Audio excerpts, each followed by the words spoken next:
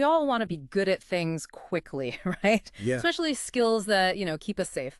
So, what if you could actually shortcut your way to being a much safer driver, Mhm. armed with some pretty surprising insights and real techniques? That's exactly what we're diving into today. We're Mm. looking at this really interesting online resource, StreetSurvival.info. Its core mission, basically, is to be a free online guide for defensive driving. Okay. And it's built on uh, thousands of video reviews and some really deep analysis of actual driving situations. Yeah. So this isn't just theory. It's about practical, real-world stuff. Techniques meant to make you a safer, smarter driver on the road. Right. So it's not just like reading a manual. We're looking at a kind of blueprint for, well, for driving mastery almost. We'll Uh, unpack how their lessons work, the thinking behind it, maybe some surprising things they found, and importantly, how you can get the most out of it. yeah, Whether you're searching for, defensive driving tips online or maybe some free driving lessons, or you just want to understand what really makes a skilled driver tick. This is going to be a proper deep dive. absolutely. And what's really powerful about streetsurvival.info, I think, is its goal. It's not just teaching rules. It's aiming to turn anyone curious enough into a genuinely skilled, sort of intuitive driver. Hmm. And they do this by taking tons of real-world driving analysis, like I said, and boiling it down into these focused, actionable lessons. It's almost like getting an expert driver's brain distilled into something you can actually learn from. And the way it's laid out, it seems very deliberate. That course overview section, it's not just a list, it feels like a path. Exactly. They specifically say, work through the menu items progressively, left to right, top to bottom. That methodical thing seems really important to how it works. It really is. That structure is key.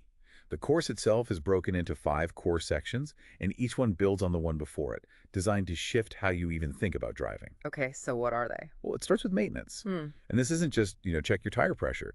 It's about understanding how taking care of your vehicle ties into safety, reliability, even saving money. Makes sense. Then you've got safety. This covers the obvious stuff like equipment, but also really digs into planning a safe trip before you go and understanding accident info, Right. what actually happens. Right. Then it gets into the mindset, thinking. This is where they introduce the first golden rule. Never assume anything. Ah, okay. I think I know where this is going. Yeah, it's fundamental. It means, don't assume that car signaling is actually turning. Don't assume that pedestrian sees you. It's about constantly looking for the little clues, like maybe the angle of a parked car's wheels or someone's body language by the road, things that hint something unexpected might happen. That's a big mental shift from just following basic road rules. It is. And building right on that is the danger section. This brings in the second golden rule. Expect the unexpected. Okay. This is all about preparing you for the sheer randomness of the road sometimes. It trains you to actively think about what ifs. Like, what if a kid runs out from behind that van? What if that oncoming car suddenly drifts? You build this mental library so you're less likely to be totally blindsided. Right, so you're kind of preloading scenarios. Exactly. And it all comes together in the defensive section with the third golden rule. Plan ahead. This is about strategy. Always looking for escape routes, keeping the right following distance, watching traffic patterns way ahead. It's about being proactive, not just reactive. So it sounds like you're not just passively absorbing facts. You're meant to be actively retraining how you see and react on the road, applying these rules as you learn. It's quite dynamic. It really is. And a lot of that dynamic feel comes from the website structure itself, that menu system. It's not just for clicking around. It's basically the curriculum path. That's so. Well, each main menu item, the top level one, gives you a summary or an intro. It sets the scene before you dive into the detailed pages underneath. It's like building blocks. You get the main idea first, then the specifics. That's smart. And I notice even small things like how the menu highlights where you are at each level. Sounds minor, but when there's a lot of info, it actually helps you stay grounded, Yeah. Follow the trail. Yeah, it keeps you oriented. Yeah, and there's some other interesting structural things you might spot. Like sometimes different menu items might actually point to the same page. Oh, is that an error? No, it seems deliberate. It's like they're showing you the same piece of information, but from a slightly different angle, depending on how you got there. Mm-hmm. It kind of reinforces the idea in different contexts, makes you connect things yourself. Huh, interesting. Okay, so you navigate through the menu, you land on a lesson page. What's that like? Typically, the layout is pretty consistent. Mm-hmm. On the left, you usually get text, a summary, maybe an introduction to what you're about to see. And on the right, that's where the main instructional video is. So text and video side by side caters to different ways of learning, I guess. Exactly. And scattered within that text, you'll find these little icons. They're actually super useful. They're like little visual shortcuts. What do they mean? Well, there's a warning icon, which usually flags something a bit more surprising or high risk, though they say it's not graphic or gory. That eye alert icon points out common, really high risk situations or spots on the road, stuff you really need to watch out for. Okay. There's an information icon for stats or useful facts. A tip icon gives you a practical suggestion. Mm-hmm. Question icon poses, practical questions and gives answers. And there's even a awk comment icon if you want to give feedback on that specific video. So they act like little signposts guiding your focus. Precisely. They tell you instantly what kind of information you're looking at. And what about moving around within a page? I saw some link icons too. Yeah, the links are pretty helpful too. There's one that just zips you back to the top of the page, useful on longer pages. Definitely. Another one, lets you jump down to a specific related bit of text on the same page. Makes finding things quicker. Okay. And this one I think is really smart, the icon. If it links to something outside the site, or even sometimes within, it opens it in a new browser tab. Oh, that is good. So you don't lose your place. Exactly. It's a small thing, but it shows they've really thought about the user experience, keeping your learning flow smooth. And references, if you mention other sites or sources. Pretty straightforward. External sites open in a new tab, like we just said. And if they're referencing specific videos, those details are usually right there in the description section under the YouTube video itself. Easy to find. Okay, so let's talk about the main event then, the videos on the right side of the page. That's the core visual training, right? That's right. This is where you see the concepts in action. And what really stands out, honestly, is the effort they've put in.